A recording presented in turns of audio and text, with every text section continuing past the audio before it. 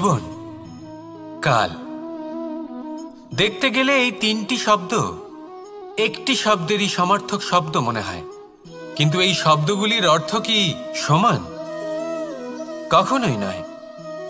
হ্যাঁ, এই সময় চলতে থাকে, জীবন চলতে থাকে, কালচক্র চলতে থাকে। এই সময় কেটে যায়, কিন্তু এই জীবন, একে যাপন করতে হয়। কি বলেন? এই জীবনে কিছু করুন বা কিছু না করুন, জীবন এমনি কেটে যাবে, আপনি জানতেও পারবেন না। কিন্তু সেটা আমাদের উদ্দেশ্য নয়, একে যাপন করতে হবে। এই জীবনে প্রেরণা পেতে শিখুন, প্রেরণা দিতে শিখুন, আহ্বান গ্রহণ করতে শিখুন, আহ্বান জানাতে শিখুন, মহান কাজ করতে শিখুন, ধন্যাত্মক বোধ জাগিয়ে তুলুন। জীবন অতিবাহিত করার অর্থ কি তা আপনি শিখে যাবেন। কারণ সময় কেটে যায়, সমস্ত যুগ কেটে যায়, কিন্তু জীবনের রীতি জীবন কাটিয়ে দেওয়া নয়, জীবন যাপন করা। এই জীবন সম্পূর্ণরূপে অনুভব করতে হবে, নতুন পথ বানাতে হবে। এবারে যদি এই জীবন বাঁচার সময় একবার ভেবে দেখুন, যদি মনে প্রেম থাকে, সদ্ভাবনা থাকে, তাহলে কি হবে? এই জীবনকে বাঁচার অনুভূতিটাই অন্যরকম হয়ে যাবে, একটা আনন্দময় অনুভূতি লাভ করবেন। তাহলে এটাই করুন আর আমার সাথে ভালোবেসে বলুন, রাধা রাধা।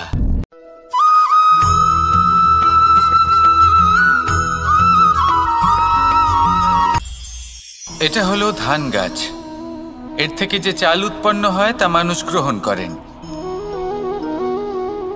আর এটা কি? এ হলো জংলি ঘাস। একবার ভেবে দেখুন, যদি এই জংলি ঘাস ধান গাছের আশেপাশে থাকে তাহলে কি হবে? ধান উৎপন্ন হতে পারবে? তা উৎকৃষ্ট হতে পারবে? আমরা কি তা গ্রহণ করতে পারবো? কখনোই নয়।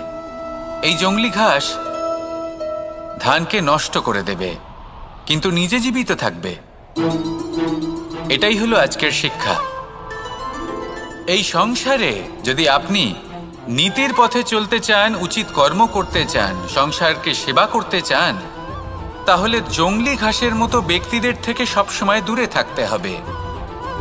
সেই ব্যক্তি যারা দুর্নীতি এবং মিথ্যা দ্বারা পরিপূর্ণ, যাদের ব্যবহার অশুভ, যাদের অনেক অশুভ গুণ রয়েছে, তারা সঠিক নয়। সেই সকল ব্যক্তি যাদের চরিত্র অত্যন্ত দুষ্ট হয়, তারা হয় শুভ চরিত্রের ব্যক্তিকে একদম নষ্ট করে দেয়, নয় নিজের মতো বানিয়ে তোলে। তাই যদি আপনি নীতির পথে চলতে চান, এই সংসারের জন্য শুভ কর্ম করতে চান, তাহলে সেই সঙ্গ লাভ করুন যে সঙ্গ জ্ঞানে পরিপূর্ণ, যাদের মধ্যে অনেক গুণ আছে, যাদের থেকে প্রতিদিন কিছু শিখতে পারবেন। এমন ব্যক্তির সাথে জীবন অতিবাহিত করুন, দুরাচারীদের থেকে দূরে থাকুন। তবেই এই মন প্রসন্ন হয়ে বলবে, রাধা রাধা।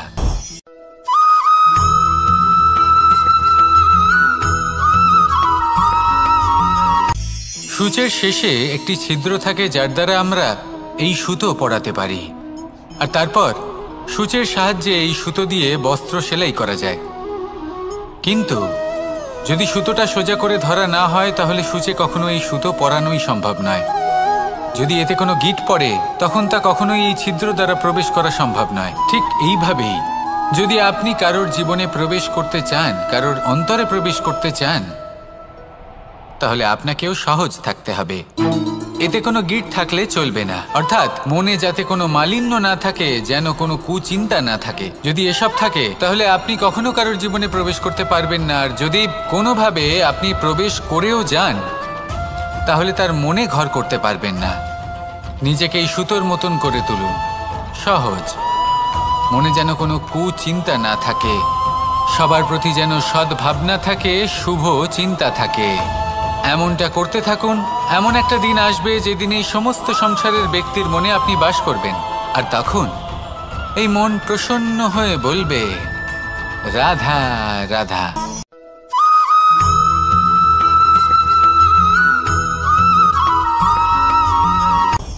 আপনি কখনো পর্বতের শিখরে উঠেছেন? আপনি দেখতে পাবেন পর্বতের পদতলে প্রচুর সুন্দর ফুল রয়েছে, সবুজ বনানী রয়েছে। যত আপনি ওপরে উঠতে থাকবেন তত ফুল কমতে থাকবে, সবুজ বনানী কমতে থাকবে। আরও কিছুটা ওপরে উঠলে কাঁটা জাতীয় গাছ দেখতে পাবেন, শুকনো গাছ দেখতে পাবেন। আরও যদি ওপরে ওঠেন তাহলে পাষাণ দেখতে পাবেন। আরও ওপরে উঠলে হিমখণ্ড দেখতে পাবেন। এই যে পর্বত, তা মনুষ্য জীবনের সবথেকে উত্তম উদাহরণ। মানুষ যখন সাফল্যের শিখরে পৌঁছতে চান, মহানুভবতার শিখরে পৌঁছতে চান, পথে যত আস্তে আস্তে ওপরে উঠতে থাকেন ততই ভৌতিক বস্তু তার থেকে বিচ্ছিন্ন হতে থাকে। যদি তিনি সেই ভৌতিক বস্তুগুলি ত্যাগ না করতে পারেন তাহলে কখনোই সেই স্থানে পৌঁছতে পারবেন না। আর মানুষ যদি উচিত ত্যাগ করতে পারেন, পথে অগ্রসর হতে থাকেন, এগোতে থাকেন, তাহলে একদিন না একদিন তিনি মহানুভবতার, জ্ঞানের, সাফল্যের হিমের স্বাদ অবশ্যই লাভ করবেন। মনে রাখবেন, মানব জীবনে ত্যাগ হলো অত্যন্ত গুরুত্বপূর্ণ অংশ। আসুন আমার সাথে ভালোবেসে বলুন, রাধা রাধা।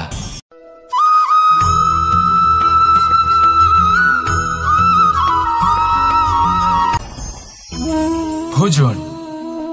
এবার ভোজন সংগ্রহ করার জন্য মানুষ কি না করেন, সবসময় চেষ্টা করতে থাকেন। ফসল উৎপাদনের জন্য অনেক পরিশ্রম করতে থাকেন, কিন্তু অনেক সময় অনেক পরিশ্রম করার পরেও ফসল ভালো উৎপাদন হয় না। এর কারণ কি? কারণ হলো এটাই যে আপনি পরিশ্রম হয়তো অনেক করেছেন, কিন্তু আপনার নজর তো সেই বীজের দিকে ছিলই না যা আপনি রোপণ করেছেন। সেই জন্য সবসময় কোনো বীজ রোপণ করার আগে তাকে পরখ করে দেখুন, তা অত্যন্ত আবশ্যক। আর সেইভাবেই যখনই কোনো কর্মের প্রশ্ন আসে, তাহলে সেখানে শুধুমাত্র পরিশ্রম যথেষ্ট নয়। সেই কাজের প্রতি আপনার কর্তব্য কি, আপনার উদ্দেশ্য কি, সেটা জানা হলো অত্যন্ত গুরুত্বপূর্ণ। তাই কর্ম করুন, কিন্তু সেই কর্মের প্রতি আপনার যা উদ্দেশ্য তার মাহাত্ম্য বুঝতে চেষ্টা করুন। তাহলে আসুন আমার সাথে ভালোবেসে বলুন, রাধা রাধা।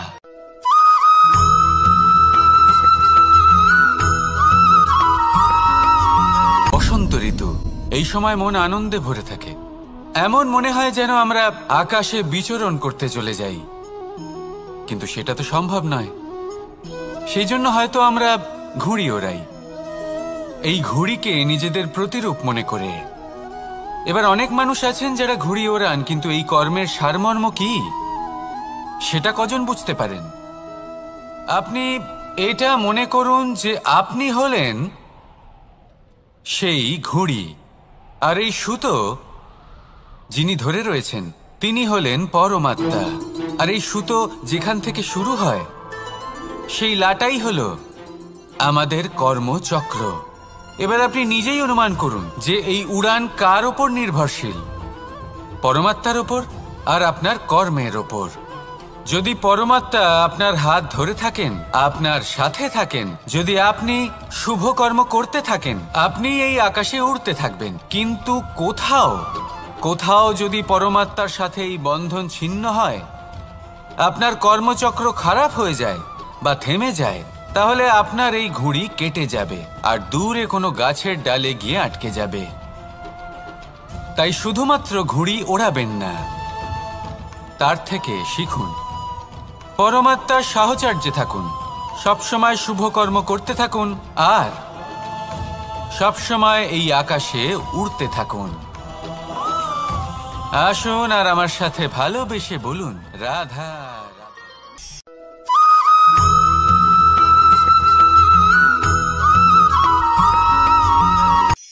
এই সংসারে সাফল্য লাভ করার জন্য জ্ঞানের প্রয়োজন হয়, পরিশ্রমের প্রয়োজন হয়, দৃঢ় নিষ্ঠার প্রয়োজন হয়, নিরন্তর চেষ্টা করা প্রয়োজনীয়।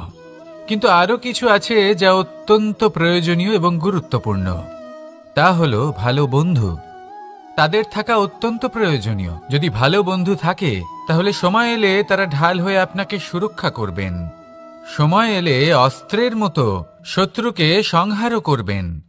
যদি তিনি জ্ঞানী হন, তাদের মধ্যে সদ্গুণ থাকে, তাহলে এই সব গুণ আপনার মধ্যেও প্রবেশ করবে। তাহলে সাফল্যের জন্য ভালো বন্ধু পাওয়া অত্যন্ত প্রয়োজনীয়। কিন্তু শুধু বন্ধু কেন, ভালো শত্রুও থাকা প্রয়োজনীয়। এবার আপনি ভাববেন এ আমি কি বললাম?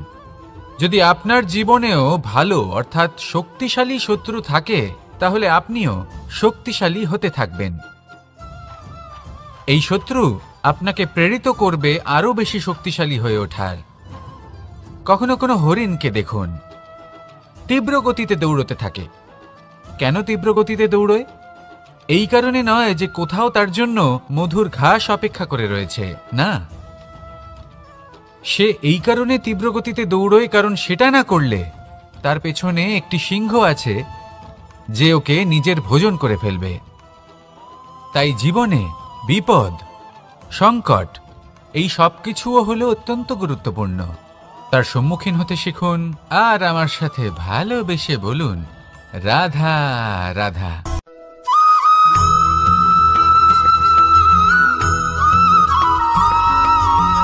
ভালো, শুধু ওনাদের কঠোর ব্যবহার দেখলে আমরা একটু ভয় পেয়ে যাই।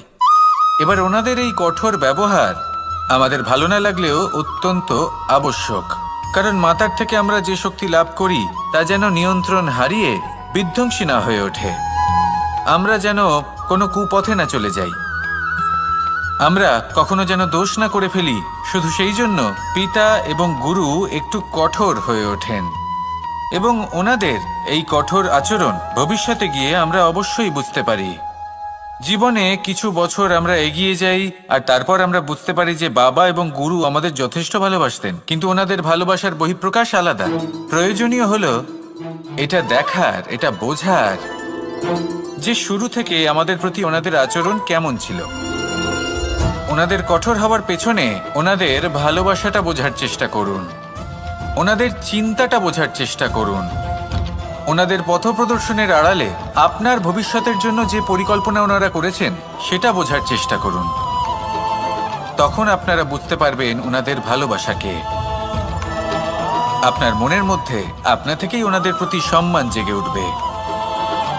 নিজের পিতা এবং নিজের গুরু এই দুজনের প্রতি কৃতজ্ঞতা প্রকাশ করুন আর আমার সাথে ভালোবেসে বলুন, রাধা রাধা।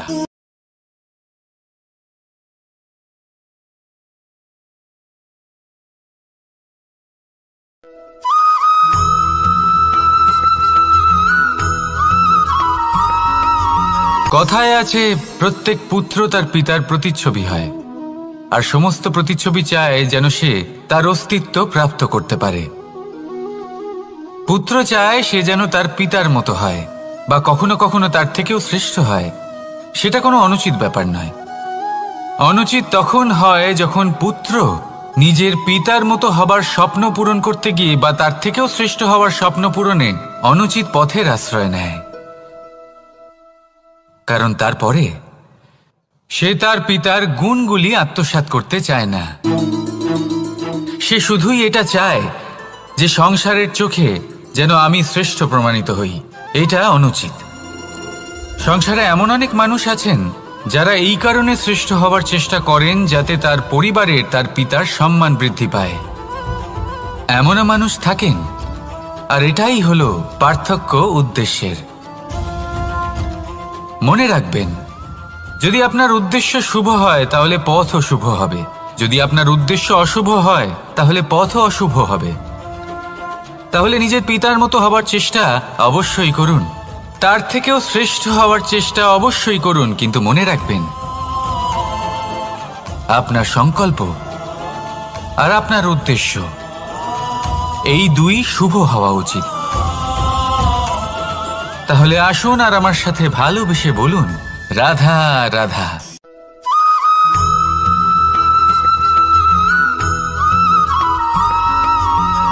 আপনি কখনো কোনো বাজকে নিজের বাসা বানাতে দেখেছেন? এই বাজ যখনই কোনো বাসা বানায় তখন উঁচু গাছের ডালে বা কোনো পর্বতের শিখরে বাসা বানায়, অনেক উচ্চতায়, আর সেখানে তার সন্তানও জন্মগ্রহণ করে। যখন এই সন্তানেরা জন্মায় তখন এই বাজ খুবই ভালোবেসে এবং খুব সাবধানে এদের পালন পোষণ করে, নিজের ঠোঁট দিয়ে তাদের ঠোঁটে খাবার পরিবেশন করে। কিন্তু যেই সেই সন্তানেরা হৃষ্টপুষ্ট হয়ে যায় এবং সেই কথা বাজ নিজে বুঝতে পেরে যায়, সেই বাজ নিজেই সেই বাসা ছিন্ন ভিন্ন করে দেয়। সেই সন্তান যাদের সবেমাত্র ডানা গজিয়েছে, কিভাবে উড়তে হয় তারা জানে না, সেই সন্তানগুলিকে উচ্চতা থেকে ঠেলে দেয়। সেই সন্তান প্রথমে ভয়ভীত হয়ে যায়। তারা সামনে মৃত্যুকে দেখতে পেয়ে ভয়ের কারণে তাদের ডানা ঝাপটাতে থাকে, আর সেই প্রক্রিয়াতেই সেই সন্তানগুলি উড়তে শুরু করে দেয়। এবার এই ঘটনায় আমরা কি শিক্ষা পেতে পারি? এটাই, যদি আপনি মাতা পিতা হন তাহলে নিজের সন্তানকে অবশ্যই স্নেহ করুন, কিন্তু তাদেরকে নিজের আঁচলের তলায় বেঁধে রাখবেন না। যদি আপনি চান আপনার সন্তান জীবনে উন্নতি করুক, তাহলে নিজের মুঠো থেকে তাদের স্বতন্ত্র করে দিন, এই সংসারে সংঘর্ষ করতে দিন। সেই সন্তান নিজেই বুঝতে পারবে যে জন্মের সময় পাওয়া ডানা কি করে ব্যবহার করতে হয়। আর আপনার চোখের সামনে আপনার সন্তান এই আকাশে উড়তে থাকবে। তাহলে আসুন আমার সাথে ভালোবেসে বলুন, রাধা রাধা।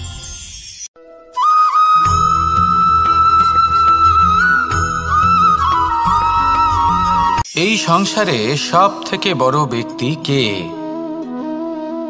আপনি বলবেন, এ কেমন ধরনের প্রশ্ন? কিন্তু এটা হলো সব থেকে উচিত প্রশ্ন। কেউ এর উত্তর দেবে যে সেই মহাপ্রতাপী রাজা, তিনি হলেন সব থেকে বড় ব্যক্তি, সেই বড় রাজনীতিবিদ, তিনিই সব থেকে বড় ব্যক্তি। আমি আপনাকে জানাই যে সংসারের সব থেকে বড় ব্যক্তি হলেন তিনি, যার সাথে দেখা করলে আপনি নিজেকে ছোট মনে করবেন না। কোনো ব্যক্তি যিনি সব থেকে বেশি শক্তিশালী, আপনি যদি তার সামনে যান তাহলে উনি আপনার অন্তরের শক্তিকে বাইরে বের করে আনবে, আপনার অন্তরের লুকিয়ে থাকা শক্তিকে জাগ্রত করতে প্রেরণা প্রদান করবে। তিনি হলেন বড় ব্যক্তি, তিনি হলেন মহান ব্যক্তি। তিনি নন যিনি নিজের বল এবং ঐশ্বর্য দ্বারা আপনাকে তার সামনে ছোট প্রমাণ করবেন। এবং সেই জন্য মহাদেব আমার আরাধ্য হলেন আমার খুব প্রিয়। কারণ রাজা হোক বা ফকির, কেউ যদি ওনার সামনে যান তাহলে সে নিজেকে ছোট মনে করেন না। আপনিও যদি জীবনে অনেক বড় হতে চান তাহলে কাউকে কখনো নিজেকে ছোট মনে করতে দেবেন না। তার অন্তরে বড় হয়ে ওঠার প্রেরণা প্রদান করুন। আসুন আমার সাথে ভালোবেসে বলুন, রাধা রাধা।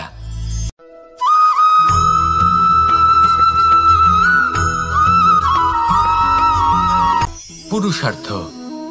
শাস্ত্রে 4 ধরনের পুরুষার্থের কথা বলা হয়েছে। প্রথম হলো ধর্ম। আপনি কি জানেন এই ধর্ম আসলে কি? আপনার কি মনে হয় ধর্ম আসলে কি? কোনো বিশেষ ঈশ্বরকে মানাই কি ধর্ম বলা হয়? নাকি কোনো বিশেষ রীতি পালন করাই হলো ধর্ম? নাকি কোনো বিশেষ সাহিত্যকে সর্বশ্রেষ্ঠ মনে করাই হলো ধর্ম? না, ধর্ম হলো সেটা যাকে ধারণ করা যেতে পারে। আর ধারণ শুধু সেটাই করা যায় যা পবিত্র। পবিত্র শুধু তাকেই বলা হয় যা নিঃস্বার্থ, যার মধ্যে শাসন করার কোনো ইচ্ছে নেই, যা সরলভাবেই প্রবাহমান, জল এবং বায়ুর মতো। যখন কোনো ব্যক্তি ধর্মকে ধারণ করেন এবং সেই ধর্ম সেই ব্যক্তিকে রক্ষা করে, তখন তাকে ধর্ম বলা হয়। ধর্ম যা রক্ষা করে অহংকার থেকে, খারাপ চিন্তার হাত থেকে। সেই জন্য পুরুষার্থ গড়ে তোলার আগে, ধর্ম পালন করার আগে ধর্মের প্রকৃত অর্থ কি সেটা বুঝে নিন। এটা জেনে রাখুন যে সমস্ত ধর্মের আধার, সমস্ত ধর্মের ভিত শুধুমাত্র ভালোবাসা। আসুন আর এই ভালোবাসার সাথেই বলুন, রাধা রাধা।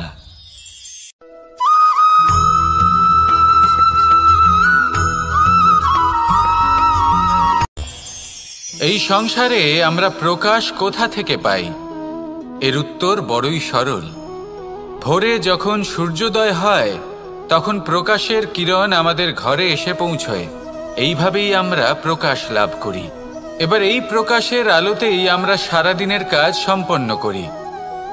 সন্ধে হয়ে যায়, সূর্যাস্তও হয়ে যায়। আর আমাদের ঘর যাতে অন্ধকার না হয় তার জন্য আমরা একটা প্রদীপ প্রজ্বলিত করি। এটাই ঘটে আমাদের জীবনেও। এবার প্রবাহমান আয়ুর সাথে আমরা আমাদের অন্তরে যদি একটা প্রদীপ প্রজ্বলিত করে নিই, তাহলে বিষয়টাই অন্যরকম হবে। এবার আপনি বলবেন কোন প্রকাশের কথা বলছি যা আমাদের অন্তরে জাগ্রত করা সম্ভব? আমাদের আত্মার মাঝে প্রেমের প্রকাশ জাগ্রত করার কথা বলছি। কারণ আমাদের এই জীবন এও হলো দিনের আলোর মতো।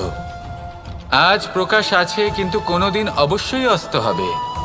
কিন্তু অস্ত হবার আগে যদি আমরা আমাদের আত্মার মাঝে প্রেমের এই প্রকাশ উজ্জ্বলিত করে নিই, তাহলে আমাদের সন্ধ্যাকালও আমরা আনন্দে এবং প্রেমে যাপন করব।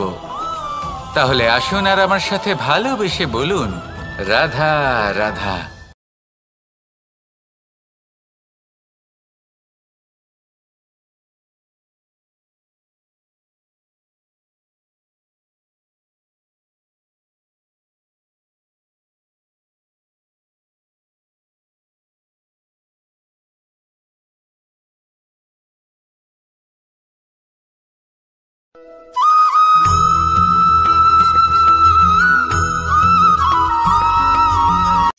সংসারে আমাদের জীবনে যখন কোনো সুখ বা দুঃখ আসে, তার জন্য আমরা কাউকে না কাউকে অবশ্যই দায়ী করে থাকি, তাই না? এই ব্যক্তি আমাদের সাথে এরকম কাজ করেছেন, তাই আমার সাথে এমন হলো। ওই ব্যক্তি যদি এমনটা না করতেন, তাহলে আজ আমি ওই স্থানে পৌঁছতে পারতাম। সবই আপনার দৃষ্টিভঙ্গির ওপর নির্ভরশীল। আর যদি আপনার দৃষ্টিভঙ্গি এমন হয়, তাহলে তা অনুচিত। সত্যি কথা বলতে এই সংসারে ভিন্ন ভিন্ন ধরনের মানুষ আছে। এটা আপনার ওপর নির্ভর করছে কিভাবে তাদের স্বাগত জানাবেন। একবার ভাবুন, আমি আমার দুটো হাত সামনে নিয়ে এলাম, দুটো মুঠো খুলে দিলাম। দুই প্রকারের মানুষ আসবেন, কিছু না কিছু দিয়ে যাবেন। এই মুঠো যদি আমি বন্ধ করে দিই, তাহলে না কেউ আমাকে কিছু দিতে পারবে, না আমার কিছু যাবে আসবে। নিশ্চয়ই বুঝতে পারছেন এই দুই ধরনের ব্যক্তি কারা এবং তারা কি দিয়ে যান। আমি যদি নিজের মুঠো খুলে দিই, তাহলে কিছু ভালো মানুষ আসবেন, আমাকে আনন্দ, সন্তুষ্টি, জ্ঞান প্রদান করে যাবেন, ভালো অভিজ্ঞতা দিয়ে যাবেন। কোনো খারাপ ব্যক্তি যদি আসেন, তাহলে তিনিও খারাপ অভিজ্ঞতা দেবেন, যার থেকে আমি শিক্ষা লাভ করব। এই সব কিছু আমি লাভ করতে পারি। মুঠো যদি বন্ধ করে রাখি, তাহলে আমি কিছুই পাবো না। দেখুন, এই সংসারে প্রত্যেকের জীবনে এইরকম। প্রত্যেকের জীবনে সবকিছুই আছে, ভালো খারাপ দুই মানুষই আছে। ভালো অভিজ্ঞতা আছে, খারাপ অভিজ্ঞতা আছে। নির্ভর করছে আপনার ওপর যে আপনি কি করবেন, এনাদের স্বাগত কিভাবে জানাবেন, কার থেকে কি বুঝবেন, কি শিখতে পারবেন, আর কোন দৃষ্টিভঙ্গি নিয়ে অগ্রসর হবেন। এটাই নির্ধারণ করবে যে আপনার জীবন কেমন হবে। আসুন আমার সাথে ভালোবেসে বলুন, রাধা রাধা।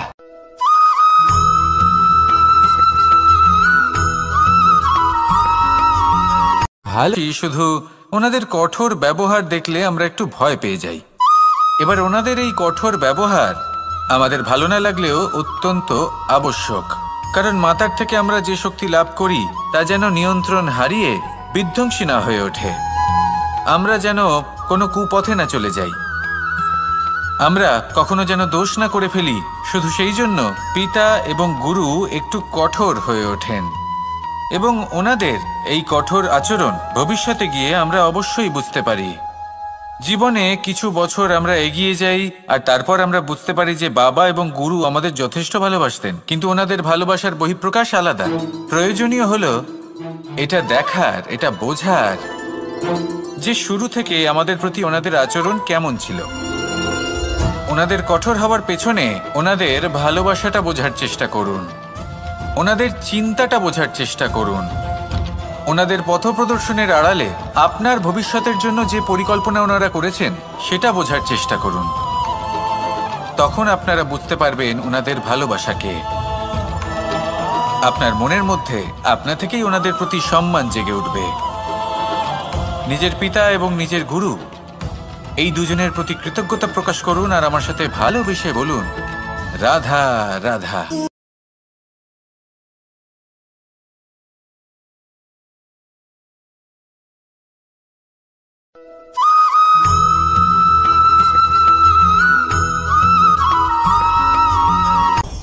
আপনি কখনো পর্বতের শিখরে উঠেছেন? আপনি দেখতে পাবেন পর্বতের পদতলে প্রচুর সুন্দর ফুল রয়েছে, সবুজ বনানী রয়েছে। যত আপনি ওপরে উঠতে থাকবেন তত ফুল কমতে থাকবে, সবুজ বনানী কমতে থাকবে। আরও কিছুটা ওপরে উঠলে কাঁটা জাতীয় গাছ দেখতে পাবেন, শুকনো গাছ দেখতে পাবেন। আরও যদি ওপরে ওঠেন তাহলে পাষাণ দেখতে পাবেন।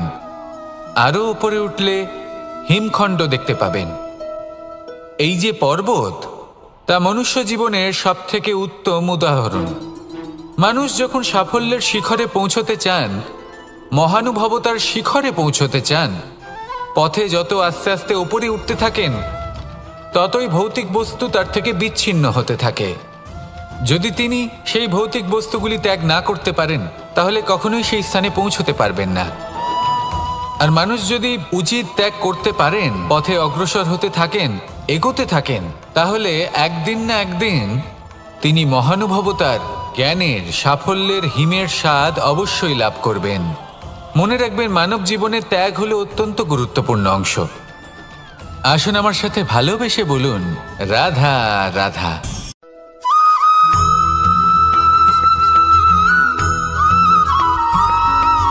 মানুষের একটি সমস্যা আছে যে মানুষ সাফল্যকে মাপতে থাকেন, লক্ষ্যপ্রাপ্তিকে মাপতে থাকেন এবং তার তুলনা করতে থাকেন যে ও এত কিছু পেল আর আমি পেলাম না, ওর কাছে এত কিছু আছে কিন্তু আমার কাছে নেই। এই তুলনা করার জন্য ওনারা দুঃখী হয়ে পড়েন, নিরাশ হয়ে পড়েন। তাই আমি একটা প্রশ্ন করছি যে এটা কি উচিত? এই সংসারে আপনি কি নিয়ে তুলনা করবেন, যেখানে সূর্যদেব, চন্দ্রমা দুজনেই আছেন, দুজনেই হলেন বিশেষ, দুজনেই নিজ নিজ সময়ে উদিত হন। এদের মধ্যে একজন না থাকলে তাহলে আমাদের জীবন কঠিন হয়ে পড়বে। ঠিক সেইভাবেই আপনি যদি একটা বড় রেখা অঙ্কন করেন তাহলে অন্য রেখাটি ছোট হয়ে পড়ে না, সে তেমনই থাকে যেমনটা সে ছিল। আপনার অস্তিত্ব কখনো ছোট বা বড় হতে পারে না। শুধু তুলনা করার জন্য আপনার এটা মনে হতে পারে। যদি আপনি যুদ্ধ করতে চান, আপনার তলোয়ারের প্রয়োজন পড়বে। যদি বস্ত্র তৈরি করতে চান, এত বড় তলোয়ার দিয়ে কিছুই হবে না, তখন প্রয়োজন পড়বে একটা ছোট্ট সূচের। তাই তুলনা করবেন না, না নিজেকে ছোট মনে করবেন, না অন্য কাউকে। সবার সাথে সহযোগিতা করুন, আর যদি তুলনা করতেই হয় নিজের সাথে করুন, যে কাল আমি কেমন ব্যক্তি ছিলাম, আজ কি তার থেকে শ্রেষ্ঠ হয়ে উঠতে পেরেছি। ভেবে দেখুন ভবিষ্যতে গিয়ে আপনি কতটা শ্রেষ্ঠ ব্যক্তি হতে পারেন। আসুন আমার সাথে ভালোবেসে বলুন, রাধা রাধা।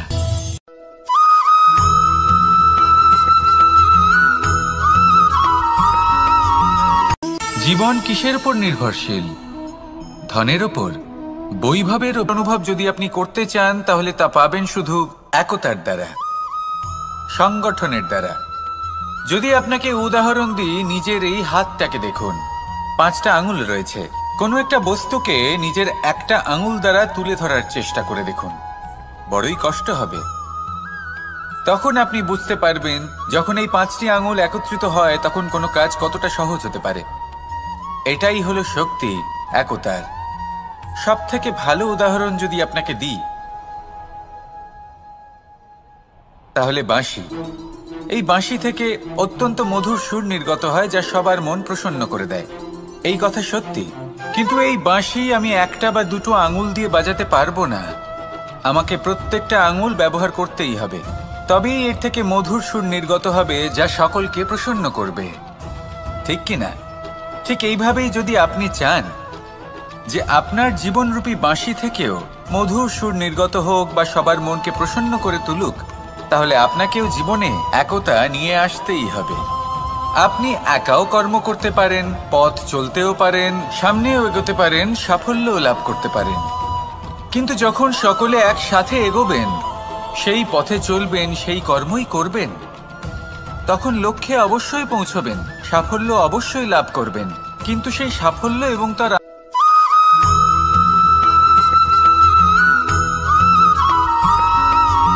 কখনো কখনো আমরা ভাবি যে কোনো ব্যক্তি যিনি ধর্মের পথে চলেছেন, যদি তার দ্বারা কোনো ভুল হয়ে থাকে তাহলে নিয়তি তাকে সেই মুহূর্তেই কঠোর শাস্তি দেন।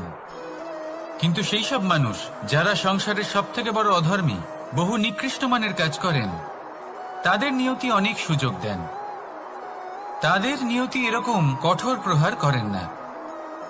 এই ভাবনা কখনো না কখনো মনে আসেই। ভেবে দেখুন কেন। আসলে জীবনকে বেশিরভাগ মানুষ একভাবেই দেখে থাকেন, বিভিন্ন স্তরে একে দেখা উচিত।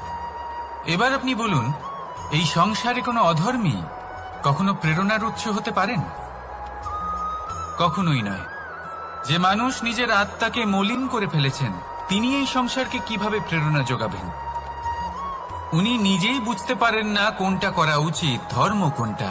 তাই নিয়তি তাকে একটা সুযোগ দেন, এটা বোঝার সুযোগ দেন যে কোনটা উচিত, কোনটা ধর্ম। সুযোগ দেন নিজের বিবেক জাগিয়ে তোলার, তাকে সুযোগ দেন নিজের অন্তরাত্মার ডাক শোনার। যখন তাতেও কাজ হয় না, তখন নিয়তির কাছে একটাই পথ বাকি থাকে, আর তা হল মহাবিনাশ।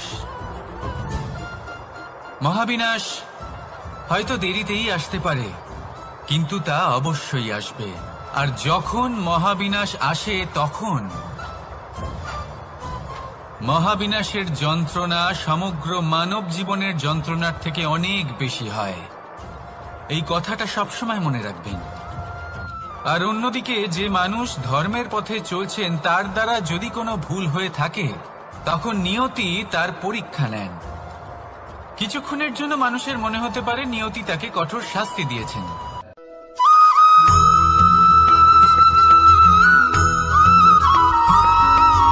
প্রত্যেক মানুষ নিজের জীবনে হীরক তথা হিরে এবং দর্পণ এই দুই দেখেছেন। এই দুই হলো সাদা এবং এরা দুজনেই আলোর প্রতিফলন ঘটায় এবং এরা দুজনেই উজ্জ্বল হয়ে ওঠে। আপনি হয়তো মনে মনে ভাবছেন যে এটা কি ধরনের তুলনা করছি। একটা হিরে তো রত্ন, তার মূল্য দর্পণের থেকে অনেক গুণ বেশি। কিন্তু হিরে থাকাতে দর্পণের মূল্য কিন্তু কোনো অংশে কমে যায় না, তাই না? মানুষ যখন হিরে নিজের হাতে নেয়, তখন সবার আগে কি খোঁজে? দর্পণ, যাতে তার মধ্যে দিয়ে দেখে সে বুঝতে পারে যে সেই হিরে আদৌ তার শোভাবর্ধন করছে কিনা, তাকে ভালো দেখাচ্ছে কিনা, প্রসাধনের জন্য সেটা ব্যবহার করা ঠিক হবে কিনা। অর্থাৎ হীরের উপস্থিতিতে দর্পণের গুরুত্ব কম হলো না, দর্পণের কারণে হীরের মূল্য বোঝা গেল। আমাদের জীবনেও ঠিক এরকমই ঘটে। আপনারা যদি সংসারে নিজের আশেপাশে দেখেন, এমন অনেক মানুষ দেখতে পাবেন যারা নিজেদের ক্ষেত্রে মহান স্থানে পৌঁছেছেন, নিপুণ এবং শ্রেষ্ঠ হয়েছেন। আর তাদের মধ্যে আপনার নিজের মনে হয় যেন আপনি হলেন দর্পণ। নিজেকে ছোট মনে করবেন না। আপনার মূল্য কম হচ্ছে না, আপনার নিজস্ব মূল্য আছে। আর যদি আপনার অস্তিত্ব না থাকে, তাহলে ওনাদের অস্তিত্বের মূল্য সংসার বুঝতেই পারবে না। জীবনে সবসময় চেষ্টা করবেন যাতে আপনি আরো বেশি শ্রেষ্ঠ হয়ে উঠতে পারেন। আপনি নিজে যে স্থানে আছেন সেটাকে ছোট মনে করবেন না, তারও নিজস্ব একটা মূল্য আছে। যদি আপনি হিরে হয়ে থাকেন তাহলে অহংকার করবেন না, যদি আপনি দর্পণ হয়ে থাকেন তাহলে নিজেকে ছোট মনে করবেন না। আসুন আর আমার সাথে ভালোবেসে বলুন, রাধা রাধা।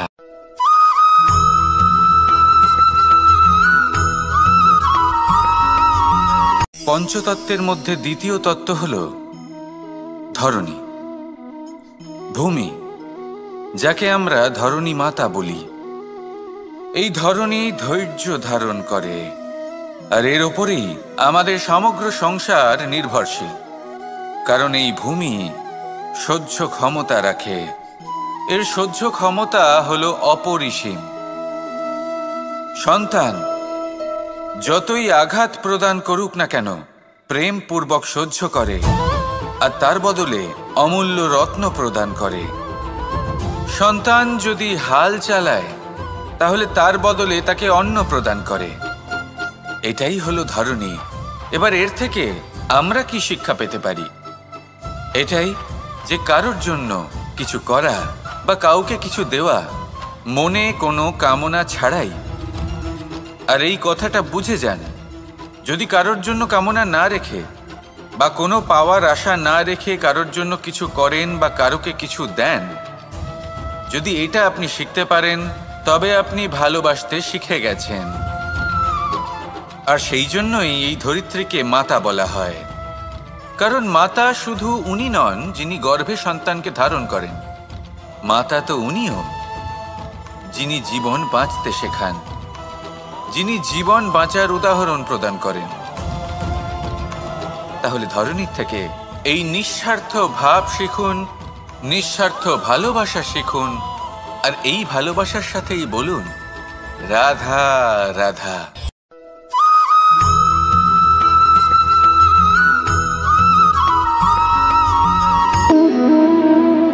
সম্পর্ক হলো আমাদের জীবনের একটি আধার।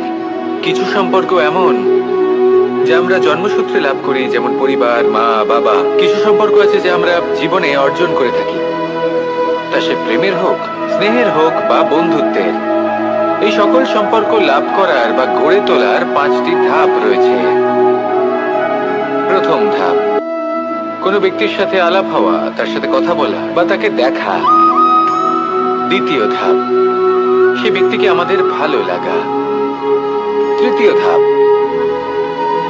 আমাদের এটা চাইতে শুরু করা যে জীবনে এই ব্যক্তি যেন আমাদের বন্ধু হন, আমাদের জীবনে থাকেন, বা আমাদের কাউকে ভালোবেসে ফেলা আর এটা আমাদের ভাবা বা চাওয়া যে সেই ব্যক্তি যেন আজীবন আমার সাথে থাকেন, আমার জীবনে আমার সাথী হয়ে।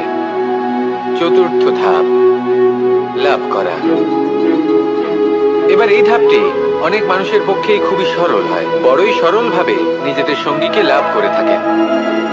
কিছু মানুষের জন্য এই ধাপ অত্যন্ত কঠিন হয়ে থাকে।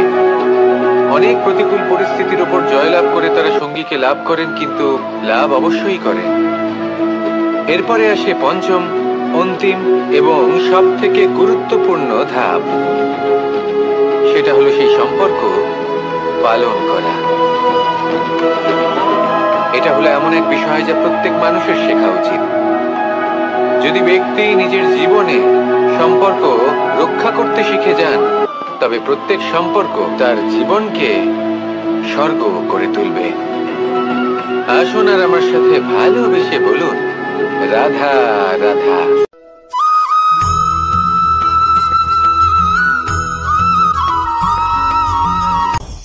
আপনি কখনো পর্বতের শিখরে উঠেছেন? আপনি দেখতে পাবেন পর্বতের পদতলে প্রচুর সুন্দর ফুল রয়েছে, সবুজ বনানী রয়েছে। যত আপনি ওপরে উঠতে থাকবেন তত ফুল কমতে থাকবে, সবুজ বনানী কমতে থাকবে। আরও কিছুটা ওপরে উঠলে কাঁটা জাতীয় গাছ দেখতে পাবেন, শুকনো গাছ দেখতে পাবেন। আরও যদি ওপরে ওঠেন তাহলে পাষাণ দেখতে পাবেন। আরও ওপরে উঠলে হিমখণ্ড দেখতে পাবেন। এই যে পর্বত, তা মনুষ্য জীবনের সবথেকে উত্তম উদাহরণ। মানুষ যখন সাফল্যের শিখরে পৌঁছতে চান, মহানুভবতার শিখরে পৌঁছতে চান, পথে যত আস্তে আস্তে উপরে উঠতে থাকেন, ততই ভৌতিক বস্তু তার থেকে বিচ্ছিন্ন হতে থাকে। যদি তিনি সেই ভৌতিক বস্তুগুলি ত্যাগ না করতে পারেন, তাহলে কখনোই সেই স্থানে পৌঁছতে পারবেন না।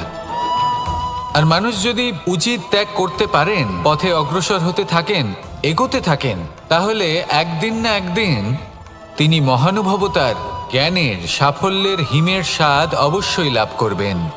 মনে রাখবেন, মানব জীবনে ত্যাগ হলো অত্যন্ত গুরুত্বপূর্ণ অংশ। আসুন আমার সাথে ভালোবেসে বলুন রাধা রাধা।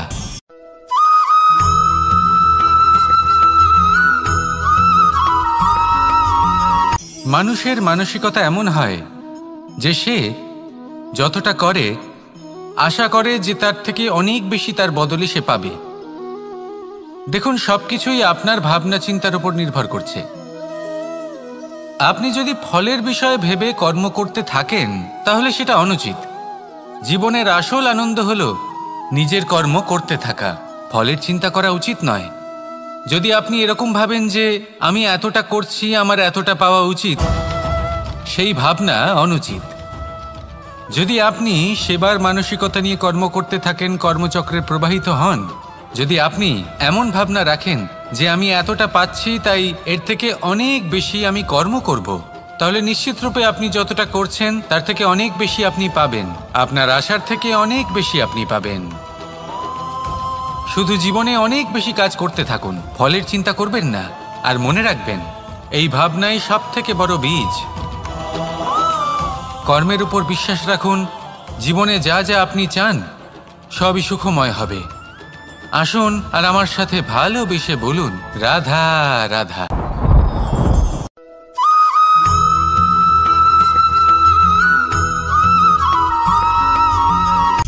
সূচের শেষে একটি ছিদ্র থাকে, যার দ্বারা আমরা এই সুতো পরাতে পারি, আর তারপর সূচের সাহায্যে এই সুতো দিয়ে বস্ত্র সেলাই করা যায়।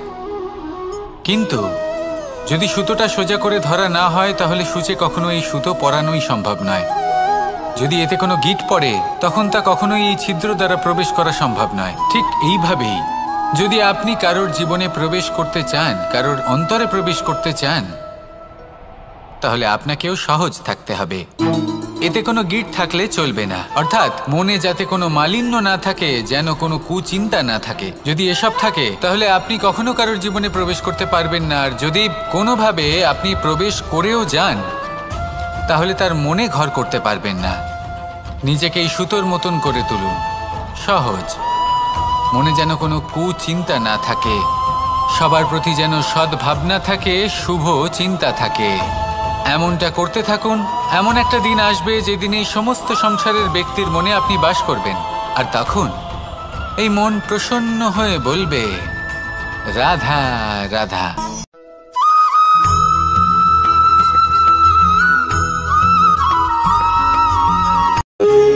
যখন মানুষের মৃত্যু হয় তখন কি হয়?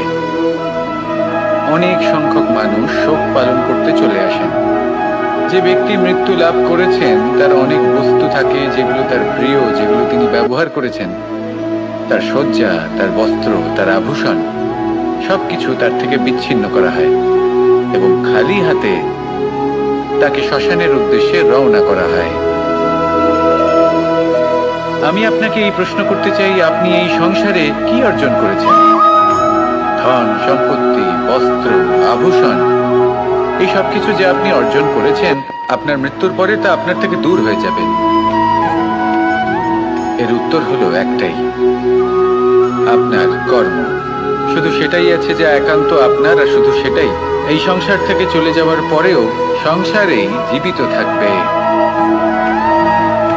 যদি আপনি দুষ্কর্ম করেন তাহলে এই সংসার আপনাকে একটি অনুচিত উদাহরণ হিসেবে মনে রাখবে যে এই ব্যক্তি খুব পাপী ছিল, অনুচিত কর্ম করতেন।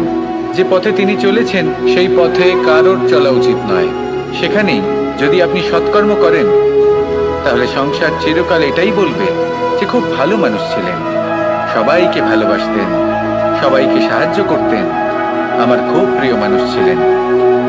এটাই হলো শ্রেষ্ঠ কর্ম। সেই জন্য জীবনে শুধুমাত্র ধন সম্পত্তি, আভূষণ এই সব অর্জন করতে গিয়ে নিজের মনোনিবেশ করবেন না। শ্রেষ্ঠ কর্ম করুন। সংসার থেকে চলে যাওয়ার পরেও এই কর্মই এই সংসারে আপনাকে জীবিত রাখবে। আসুন আমার সাথে ভালোবেসে বলুন, রাধা রাধা।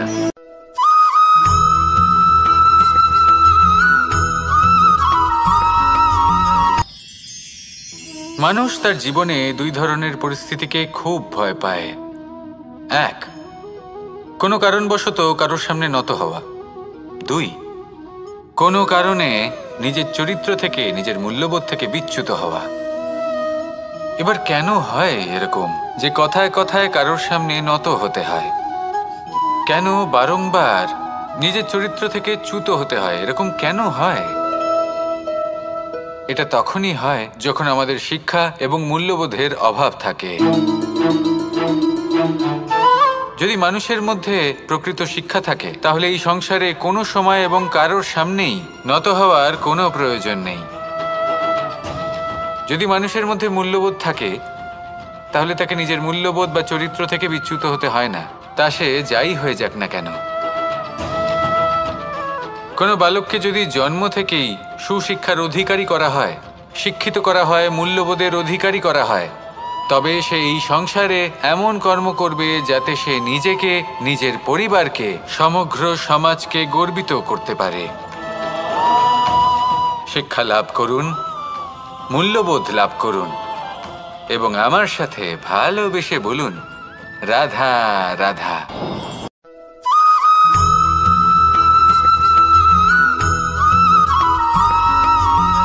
কথায় আছে যে এমন কোনো অক্ষর নেই যার দ্বারা কোনো মন্ত্র হয় না। এমন কোনো বনস্পতি নেই যা নিজেই একটা ঔষধি নয়। পৃথিবীর এমন কোনো ব্যক্তি নেই যার মধ্যে কোনো যোগ্যতা থাকে না। শুধু প্রয়োজন হলো যে ব্যক্তিকে আমরা খুঁজে চলেছি তাকে সঠিকভাবে চিনে নেওয়া।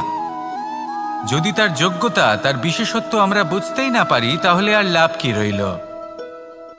এই সংসারে এমন অনেক ব্যক্তি রয়েছেন যারা ছোট ছোট অসফলতার কারণে আপনাকে এটা বলে দেবে যে আপনি কোনো কাজের নন, আপনি হলেন মূর্খ, আপনি কিছুই করতে পারবেন না। এইসব কথায় কখনোই বিশ্বাস করবেন না, কারণ আপনি এবং প্রত্যেকটি জীব এই পরমাত্মা এবং এই প্রকৃতির সৃষ্টি, যা অত্যন্ত বিশেষ।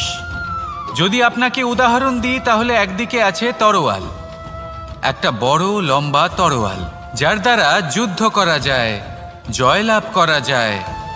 আর অন্যদিকে রয়েছে একটা ছোট্ট সূচ, কিন্তু যে কাজ একটা ছোট্ট সূচ করতে পারে তা একটা তরোয়াল দ্বারা সম্ভব নয়। এর অর্থ হলো এটাই যে প্রত্যেকটা রচনা অত্যন্ত অমূল্য এবং অত্যন্ত বিশেষ হয়। তাহলে বিশ্বাস রাখুন যে আপনি অত্যন্ত বিশেষ একজন, আর প্রেমের সাথে বলুন রাধা রাধা।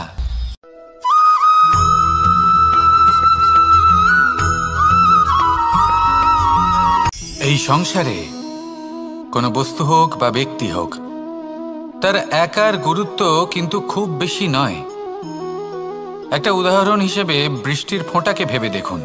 যদি একটি বৃষ্টির ফোঁটা হয় তাহলে তার খুব বেশি গুরুত্ব থাকে না, কিন্তু যখন সহস্র বৃষ্টির ফোঁটা মেঘের মধ্যে দিয়ে ঝরে পড়ে তখন সেটা বর্ষার রূপ ধারণ করে। সেই বর্ষা যা এই প্রকৃতিকে শান্ত করে। সেইভাবেই পাথরের ছোট টুকরো, তার খুব বেশি গুরুত্ব থাকে না, কিন্তু যখন অসংখ্য পাথরের টুকরো একত্রিত হয় তখন তা পর্বতের আকার ধারণ করে। সেইভাবেই কিছু মানুষ যখন একত্রিত হন তখন তৈরি হয় পরিবার, কিছু পরিবার যখন একত্রিত হয় তখন তৈরি হয় সমাজ, যখন অনেক সংখ্যক সমাজ একত্রিত হয় তখন তৈরি হয় রাজ্য। এবার এই রাজ্যের সবথেকে গুরুত্বপূর্ণ ব্যক্তি হতে পারেন রাজা, কিন্তু তাও সেই রাজা একা কিছু করতে পারেন না। যুদ্ধ লড়ার সময় তারও নিজের সৈন্যদলকে প্রয়োজন পড়ে। কিন্তু এই সংসারে এমন একজন ব্যক্তি আছেন যিনি একাই সব কাজ করতে থাকেন, এবং সেই ব্যক্তি হলেন মা। আমাদের জীবনে একজন পিতার ভূমিকা কিন্তু নিঃসন্দেহে অমূল্য, কিন্তু আমাদের সকলের জীবনে যে ভূমিকা একজন মায়ের তা অন্য কারোর থাকে না। একজন মা একাই সন্তানকে বড় করতে পারেন, সংস্কারী করে তুলতে পারেন, তার জন্য পরিশ্রম করেন।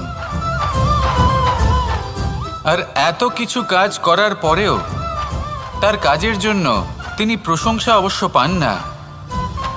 উল্টে যদি সেই সন্তান অনুচিত পথে চালিত হয়, অনুচিত কর্ম করে, তখন সেই মাকেই অপবাদের পাত্র হয়ে উঠতে হয়। আমাদের জীবনে মায়ের যোগদান কতটা সেটা বুঝুন। আপনাকে বড় করে তোলার জন্য উনি কতটা পরিশ্রম করেছেন সেটা বুঝুন। আজ থেকে, এখন থেকে, এই মুহূর্ত থেকে মাকে সম্মান করতে শিখুন। যখন সময় পাবেন, যখন সুযোগ হবে, তখন তার প্রশংসা করুন, ওনারও ভালো লাগবে। আর মায়ের এই মমতার জন্য, তার এই ভূমিকার জন্য আসুন সবাই মিলে আমরা তাকে প্রণাম করি,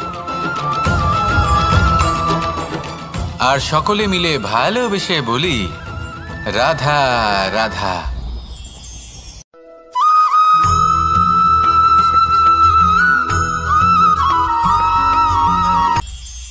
এটা হলো ধান গাছ। এর থেকে যে চাল উৎপন্ন হয় তা মানুষ গ্রহণ করেন। আর এটা কি? এ হলো জংলি ঘাস। একবার ভেবে দেখুন, যদি এই জংলি ঘাস ধান গাছের আশেপাশে থাকে তাহলে কি হবে? ধান উৎপন্ন হতে পারবে? তা উৎকৃষ্ট হতে পারবে? আমরা কি তা গ্রহণ করতে পারবো? কখনোই নয়। এই জংলি ঘাস ধানকে নষ্ট করে দেবে, কিন্তু নিজে জীবিত থাকবে। এটাই হলো আজকের শিক্ষা। এই সংসারে যদি আপনি নীতির পথে চলতে চান, উচিত কর্ম করতে চান, সংসারকে সেবা করতে চান, তাহলে জংলি ঘাসের মতো ব্যক্তিদের থেকে সবসময় দূরে থাকতে হবে। সেই ব্যক্তি যারা দুর্নীতি এবং মিথ্যা দ্বারা পরিপূর্ণ, যাদের ব্যবহার অশুভ, যাদের অনেক অশুভ গুণ রয়েছে, তারা সঠিক নয়। সেই সকল ব্যক্তি যাদের চরিত্র অত্যন্ত দুষ্ট হয়, তারা হয় শুভ চরিত্রের ব্যক্তিকে একদম নষ্ট করে দেয়, নয় নিজের মতো বানিয়ে তোলে। তাই যদি আপনি নীতির পথে চলতে চান, এই সংসারের জন্য শুভ কর্ম করতে চান, তাহলে সেই সঙ্গ লাভ করুন যে সঙ্গ জ্ঞানে পরিপূর্ণ, যাদের মধ্যে অনেক গুণ আছে, যাদের থেকে প্রতিদিন কিছু শিখতে পারবেন।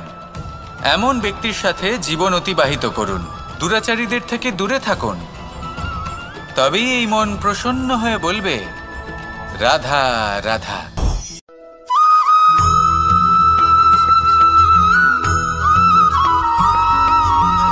মানুষের মানসিকতা এমন হয় যে সে যতটা করে আশা করে যে তার থেকে অনেক বেশি তার বদলে সে পাবে। দেখুন, সবকিছুই আপনার ভাবনা চিন্তার উপর নির্ভর করছে। আপনি যদি ফলের বিষয়ে ভেবে কর্ম করতে থাকেন তাহলে সেটা অনুচিত। জীবনের আসল আনন্দ হলো নিজের কর্ম করতে থাকা, ফলের চিন্তা করা উচিত নয়। যদি আপনি এরকম ভাবেন যে আমি এতটা করছি, আমার এতটা পাওয়া উচিত, সেই ভাবনা অনুচিত। যদি আপনি সেবার মানসিকতা নিয়ে কর্ম করতে থাকেন, কর্মচক্রে প্রবাহিত হন, যদি আপনি এমন ভাবনা রাখেন যে আমি এতটা পাচ্ছি তাই এর থেকে অনেক বেশি আমি কর্ম করব, তাহলে নিশ্চিতরূপে আপনি যতটা করছেন তার থেকে অনেক বেশি আপনি পাবেন, আপনার আশার থেকে অনেক বেশি আপনি পাবেন। শুধু জীবনে অনেক বেশি কাজ করতে থাকুন, ফলের চিন্তা করবেন না। আর মনে রাখবেন, এই ভাবনাই সব থেকে বড় বীজ। কর্মের উপর বিশ্বাস রাখুন, জীবনে যা যা আপনি চান সবই সুখময় হবে। আসুন আর আমার সাথে ভালোবেসে বলুন, রাধা রাধা।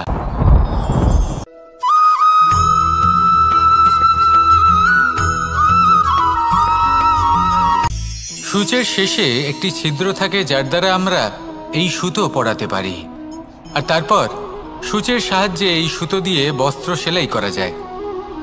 কিন্তু যদি সুতোটা সোজা করে ধরা না হয় তাহলে সূচে কখনো এই সুতো পরানোই সম্ভব নয়।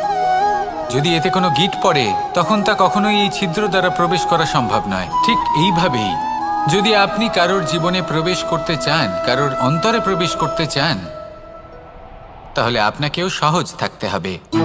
এতে কোনো গিঁট থাকলে চলবে না, অর্থাৎ মনে যাতে কোনো মালিন্য না থাকে, যেন কোনো কুচিন্তা না থাকে। যদি এসব থাকে তাহলে আপনি কখনো কারোর জীবনে প্রবেশ করতে পারবেন না। আর যদি কোনোভাবে আপনি প্রবেশ করেও যান তাহলে তার মনে ঘর করতে পারবেন না। নিজেকে এই সুতোর মতন করে তুলুন, সহজ।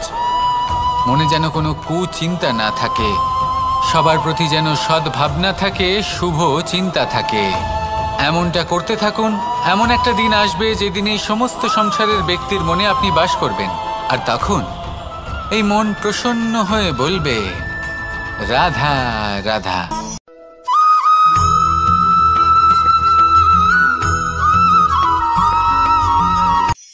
এই সংসারে সাফল্য লাভ করার জন্য জ্ঞানের প্রয়োজন হয়, পরিশ্রমের প্রয়োজন হয়, দৃঢ় নিষ্ঠার প্রয়োজন হয়, নিরন্তর চেষ্টা করা প্রয়োজনীয়। কিন্তু আরও কিছু আছে যা অত্যন্ত প্রয়োজনীয় এবং গুরুত্বপূর্ণ। তা হলো ভালো বন্ধু। তাদের থাকা অত্যন্ত প্রয়োজনীয়। যদি ভালো বন্ধু থাকে তাহলে সময় এলে তারা ঢাল হয়ে আপনাকে সুরক্ষা করবেন। সময় এলে অস্ত্রের মতো শত্রুকে সংহারও করবেন। যদি তিনি জ্ঞানী হন, তাদের মধ্যে সদ্গুণ থাকে, তাহলে এই সব গুণ আপনার মধ্যেও প্রবেশ করবে। তাহলে সাফল্যের জন্য ভালো বন্ধু পাওয়া অত্যন্ত প্রয়োজনীয়। কিন্তু শুধু বন্ধু কেন, ভালো শত্রুও থাকা প্রয়োজনীয়। এবার আপনি ভাববেন, আমি কি বললাম? যদি আপনার জীবনেও ভালো অর্থাৎ শক্তিশালী শত্রু থাকে তাহলে আপনিও শক্তিশালী হতে থাকবেন। এই শত্রু আপনাকে প্রেরিত করবে আরো বেশি শক্তিশালী হয়ে ওঠার। কখনো কোনো হরিণকে দেখুন, তীব্র গতিতে দৌড়তে থাকে। কেন তীব্র গতিতে দৌড়য়? এই কারণে নয় যে কোথাও তার জন্য মধুর ঘাস অপেক্ষা করে রয়েছে, না। সে এই কারণে তীব্র গতিতে দৌড়োয় কারণ সেটা না করলে তার পেছনে একটি সিংহ আছে যে ওকে নিজের ভোজন করে ফেলবে।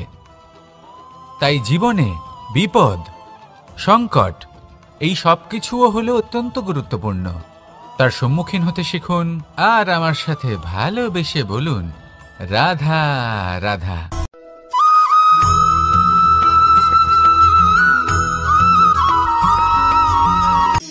শক্তি শক্তি অর্জন করা এতটা কঠিন নয় যতটা শক্তি লাভ করার পরে সেই শক্তি সামলানো কঠিন হয়। কারণ যেই মানুষ শক্তি লাভ করে তার মনে গর্ববোধ জন্মায়, জন্মায় অহংকার, জন্মায় জেদ। তাই শক্তি প্রাপ্ত করার সাথে বিনম্র থাকাও অত্যন্ত আবশ্যক। আর এটা আমাদের শেখা উচিত বৃক্ষের থেকে। বৃক্ষ যা আমাদের ফল দেয়, বৃক্ষ যা যত ফল দেয় ততটাই ঝুঁকে যায়। আমরা পাথর মারি ওই বৃক্ষের থেকে ফল প্রাপ্ত করার জন্য। সেই পাথরের মার সহ্য করেও বৃক্ষ আমাদের ফল দেয়। কোনো গর্ববোধ নেই, কোনো অহংকার বোধ নেই। আর সেই জন্য এই বৃক্ষের পুজো করা হয়। এটাই হলো মাহাত্ম্য শক্তির সাথে বিনম্রতার।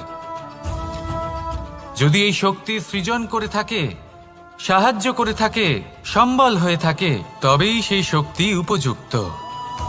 আর নয়তো সেই শক্তি একদিন আপনাকে আসক্ত অবশ্যই করবে। তাহলে শক্তি অবশ্যই অর্জন করুন, কিন্তু তার সাথে সেই শক্তি সামলানোর মতো বিবেকও আপনাকে অবশ্যই জাগ্রত করতে হবে। তাহলে আসুন আমার সাথে ভালোবেসে বলুন, রাধা রাধা।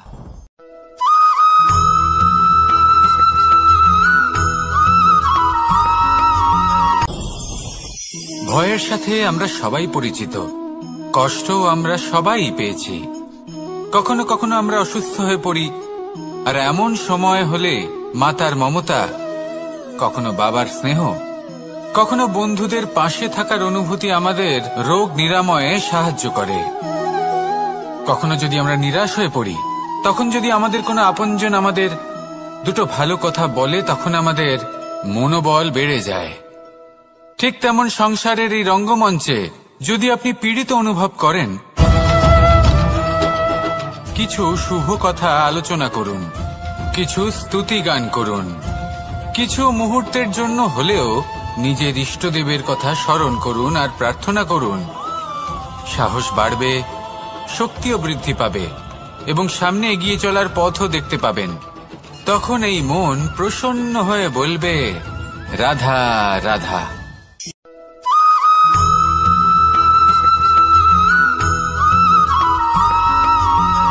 এই সংসারের সবথেকে গুরুত্বপূর্ণ তত্ত্ব কোনটা?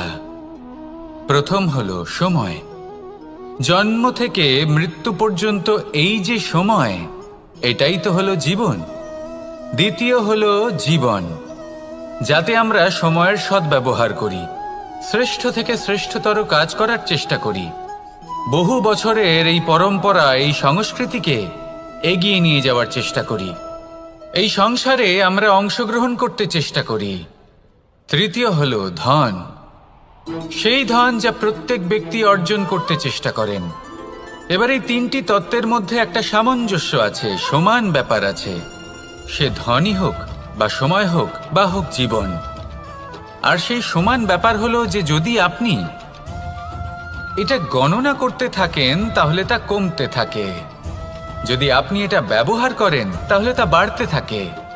একে সংগঠিত করে রাখতে চেষ্টা করলে এ হাত থেকে ফসকে যায়, কিন্তু যদি আপনি একে সামলে রাখতে শিখে যান তাহলে এমন কাজ করবেন যাতে সংসারের সাথে সাথে পরবর্তী প্রজন্ম লাভবান হবে। যদি কিছু শিখতে চান তাহলে সামলাতে শিখুন, গণনা করা বা সংগঠিত করা নয়। আসুন আর আমার সাথে ভালোবেসে বলুন, রাধা রাধা।